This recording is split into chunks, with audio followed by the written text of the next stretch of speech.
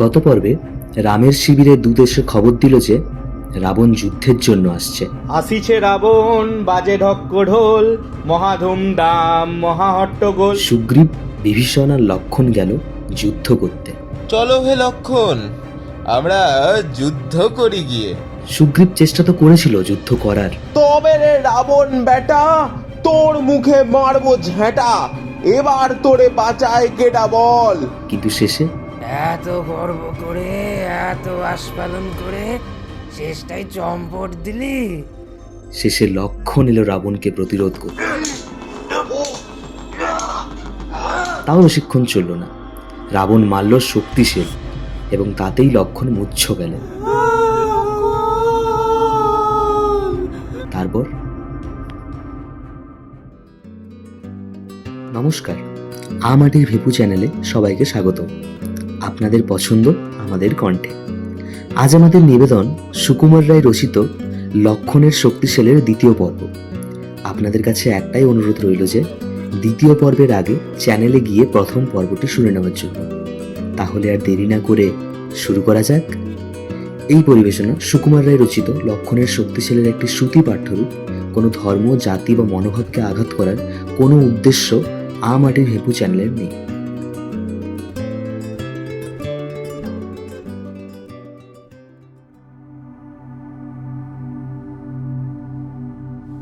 এতক্ষণ তো যুদ্ধের কথা হচ্ছিল, এদিকে শিবিরেও কিন্তু কম তামাশা হয়নি।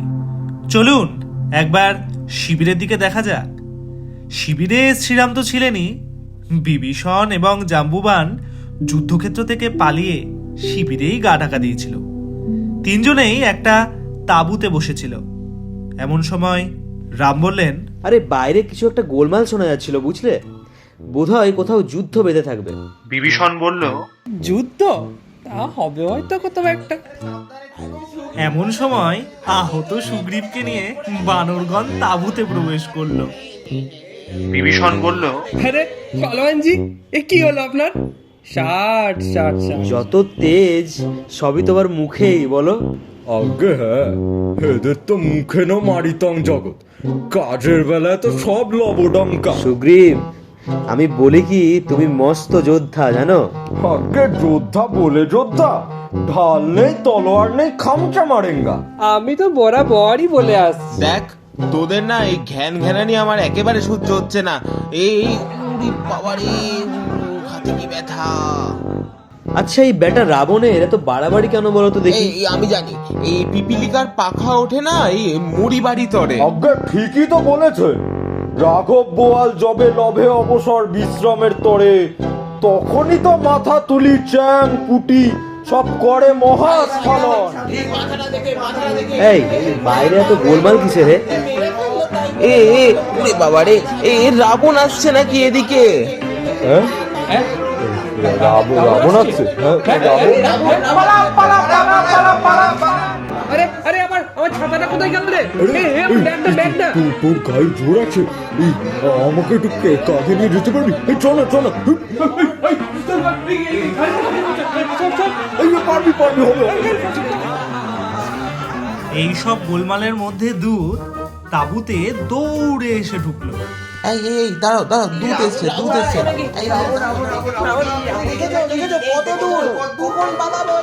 দূত বলল, আগে সীমার লক্ষণ আসছেন।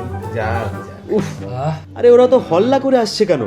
ওদের চিৎকার করতে বারণ করো। আগে তিনি আসছেন ঠিক নয়, মানে তবে হ্যাঁ একরকম আসছেনই বটে, মানে তাকে তুলে নিয়ে আসতে হচ্ছে আর কি। ওই লোকটার কান ধরে ওকে এখান থেকে বার করে দাও, ব্যাটা হেয়ারি পাকা মারার জায়গা পায়নি।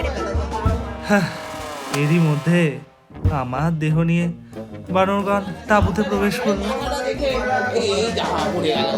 এই লক্ষণ, লক্ষণ, হাই হাই, লক্ষণের কি হলো?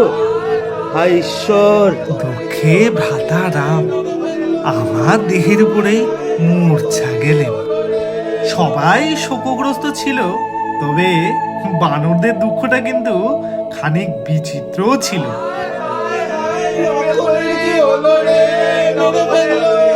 এই এতক্ষণ ধরে তো দেহটাকে এনে এখানে রেখেছি, এতক্ষণ তো কেউ কাজ ছিল না। আরে দেখছিস না সবাই কাঁদছে, আরো জোরে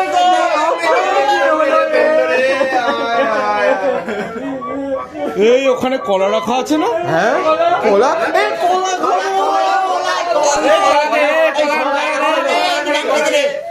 একই তোরা সবাই কলা খেতে বসে গেলি, তা কি করবো? এত যুদ্ধ করার পরেও আমরা কলা খাবো না? কলা আনতে, কলা আনতে। আমরা কলা কেন খাবো না? আমরা কলা খাবো, আমরা খাবো কলা। হ্যাঁ হ্যাঁ, তোর তোর তোর কলা খেয়েই মর, কলা খেয়েই মর। হ্যাঁ হ্যাঁ। এই বলে বিভীষণ তাঁবু ছেড়ে বেরালো। বাকি মহারথীরা এক জায়গায় জড়ো হয়ে একে অপরের মুন্ডুপাত করতে শুরু করলো। তো এতগুলো লোক কি ওখানে ঘোড়ার ঘাস কাটাতে গেছিল নাকি? এই দাঁড়াও দাঁড়াও, তার আগে বলো তো এই হনুমান বেটাটা যুদ্ধের সময় কোথায় ছিল? আমি বাতাসা খাচ্ছিলাম। শোন রে বেটা হনুমান, ঘরে বেটা সাবধান, আগে থেকে স্পষ্ট বলে রাখি, তুই বেটা জানোয়ার, নিষ্কম্মের অবতার, কাজকর্মে দিস বড় ফাঁকি, কাজকর্ম ছেড়ে ছুড়ে ঘুমোস খালি পড়ে পড়ে, অকাতরে নাকে দিয়ে তৈল। শোন রে আদেশ মোর, কারাবাস, মৃত্যুদণ্ড, মৃত্যুদণ্ড। এই দণ্ডে আজি তোর না জরিমানা হবে। মোটে আটা না। বিভীষণকে বলল, আরে তোরা দাঁড়া, তোদের মতলব কি স্থির হলো বলতো? না না, এইবার রাবণকে না সবাই মিলে কিছু একটা শিক্ষা দিতে হবে, বুঝলে? রাবণ বেটায় মারো সবাই, রাবণ বেটায় মারো, তার মাথায় ঢেলে ঘোল, তারে উল্টো গাথায় তোল, তার কানের কাছে পিটতে থাকো 14,000 ঢোল। কাচকি ব্যাটার বেচে তার চুল দাড়ি গোপচেছে, নস্যি ঢোকাও নাকে বেটা মরু খেচে হেচে, তার গালে দাও চুনকালি, তার চিমটে কাটো খালি, তার 14 করে পুড়িয়ে দাও কাগালি। তারে নাকাল করো আরো, যে যেরকম পারো, রাবণ বেটায় মারো সবাই, রাবণ বেটায় মারো, আরে রাবণ বেটায় মারো। এই তীব্র গানের চোটেই মনে হয় শ্রীরামের জ্ঞান ফিরে এলো। থুরি ফিরতে বাধ্য হলো। এই এই দেখ দেখ দেখ, এই শ্রীরামের জ্ঞান ফিরেছে। রাম বলল, তারপরে ওষুধপত্রের কি ব্যবস্থা করলে বলো? এ ওষুধ দিতেও হবে? আরে ওষুধ তো আনাই হয়নি। এই মন্ত্রী, আরে এই মন্ত্রী মশাই গেলেন কোথায়? আগে মন্ত্রী মশাই একটু ঘুমোচ্ছেন। ব্যাস, তাহলে তো 14টা বাজলো। যাও গিয়ে তোলার চেষ্টা করো একটু। মন্ত্রী মশাই, এ মন্ত্রী মশাই, উঠুন না। আজকে মন্ত্রী জাম্বুবানের বুদ্ধি কেন খুলছে না? সংকটকালে চটপট কেন যুক্তির কথা বলছে না? সর্বকর্মে অষ্টরম, হরদম করে নাক ডাকছে, উল্টে কিছু বলতে গেলে বিটকেল বিটকেল গাল পারছে। মরছে লক্ষণ জানছে তবু দেখছে যে নিশ্চিন্তে। এমনি স্বভাব ছিল না তার, থাকতাম যখন কিস কিনতে। হাঙ্গাম দেখে হটলে পড়ে নিন্দুক লোকে বলবে কি? ভেবেই দেখো, এমনি করলে রাজ্যের কার্য চলবে কি? ওরা একেবারেই বুদ্ধি নেই। সূক্ষ্ম যুক্তি বলতে পারো ঠাকুর দাদার সাথে। বলছি ওরা কিচ্ছু নেই কো, চটবার কথা এর মধ্যে।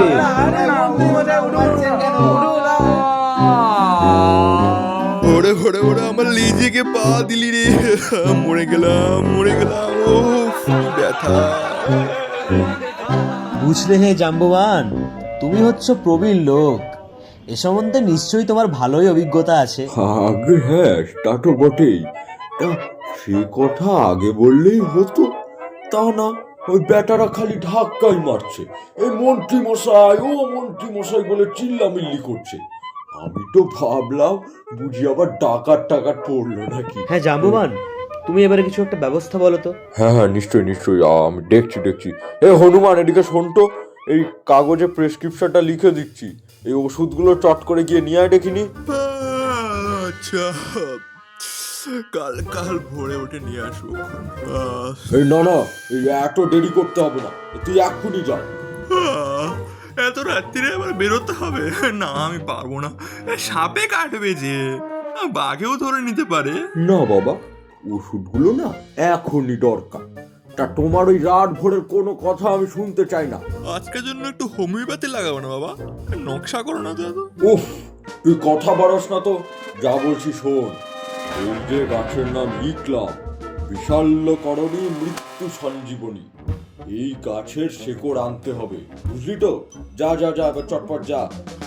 ওহো, আমি অত ডাক্তার চিনি না আমি ডাক্তার। আর কি হায় রে মরণ দশা, এ কি কলকাতা শহর পেয়েছিস যে বাদগেট কোম্পানি তোর জন্য দোকান খুলে বসে থাকবে? কৈলাস পাহাড়ের কাছে গন্ধমাদন পর্ব, সে কথা জানিস না? এ কৈলাস ডাক্তারটা আবার কে? ব্যাস, কানের পটহোটাটা দেখছি ভারী সরেস। তা বেটা কৈলাস পর্বত চিনিস না? হ্যাঁ, সেই কৈলাস পাহাড়? এত রাত্রির আমি অত যেতে পারবো না, আমি যাবই না। যাবি না? যাবি না কিরে বেটা? চুটিয়ে লাল করে দেবো তোমায় হতভাগা। এক্ষুনি যা, আর দেখিস পথে মেলা দেরি করিস নে। আরে এ তো ভারী গোল করে। এনে ধর, এটা তোর বকশিস, এবার যা। জো হুকুম। এই বলে হনুমান গন্ধমাদন পর্বতের দিকে প্রস্থান করলো। জাম্বুবান এসে বলল, তা রাত্রির জন্য সেনাপতি নির্বাচন করা হবে না? সবাই তো দেখছি এমনি এমনি ঘুমাতে চলে যাচ্ছে। রাতের সেনাপতি? মন্ত্রী মশাই মনে হয় রাতের বেলায় যুদ্ধ করবে। আহা, তা কেন তা কেন? আহা, একজনকে তো একটু খবরদারি করতে হবে তো। আর তাছাড়া হয়তো লক্ষণকে নিয়ে জমদূতগুলোর সঙ্গে লড়াই ঝগড়াও তো করতে হতে পারে নাকি? এই মন্ত্রী মশাইয়ের কিন্তু বুদ্ধি আছে। সুগ্রীব বলল, এইবার ভায়া বিভীষণকে কিঞ্চিত ফাপড়ে ফেলতে হচ্ছে। আহা, আমার বচন শোনো তোমরা। বিভীষণ রে করো সেনাপতিতে নিয়োগ। কেন কেন কেন আমি কেন? আহা বিভীষণ, সাজসজ্জা করো, দিব্য অস্ত্র ধরো, সম্বরের সমক বিপদ। না না না না না, আমি না, বিপদে নির্ভীক বীর্যে অলৌকিক তোমার কে বা আছে আর? জলেতে পাষাণ যায় গো ভাসান, মুশকিল আসান প্রাসাদ। আরে এ তো ভারী মুশকিল ফেললো দেখছি। বেশ তো, তাহলে তাই ঠিক হলো। খবরদার, দেখো ভালো করে পাহারা দিও, কিন্তু কোনো বেটাকে পথ ছাড়বে না, স্বয়ং জম এলে তাকেও নয়। যাও বিভীষণ, গিয়ে পাহারা দাও।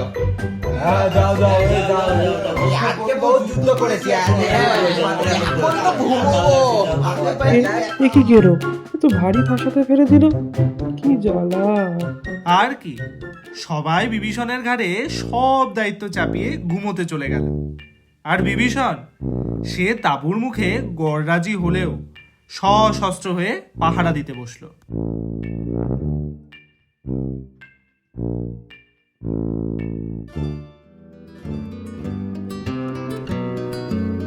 তারপর তারপর যমদূতরা কি আসবে, নাকি স্বয়ং জমি এসে হাজির হবেন? হে জমে মানুষে টানাটানি না হয় পরের পর্বের জন্যই তোলা থাকুক। দ্রুত প্রকাশিত হতে চলেছে লক্ষণের শক্তিশাল তৃতীয় এবং অন্তিম পর্ব। দ্বিতীয় পর্বটি ভালো লাগলে লাইক ও শেয়ার করবেন। এরকম আরও পরিবেশনার জন্য সাবস্ক্রাইব করুন আমাদের চ্যানেল আমাটির ভেপুকে। তাহলে আজকের মতো এইটুকুই। দ্রুত দেখা হচ্ছে এই চ্যানেলে গল্পের অন্তিম পর্ব নিয়ে। আচ্ছা, যাওয়ার আগে আগের পর্বের মতোই দেখা যাক এই পর্বে কে কে ছিল।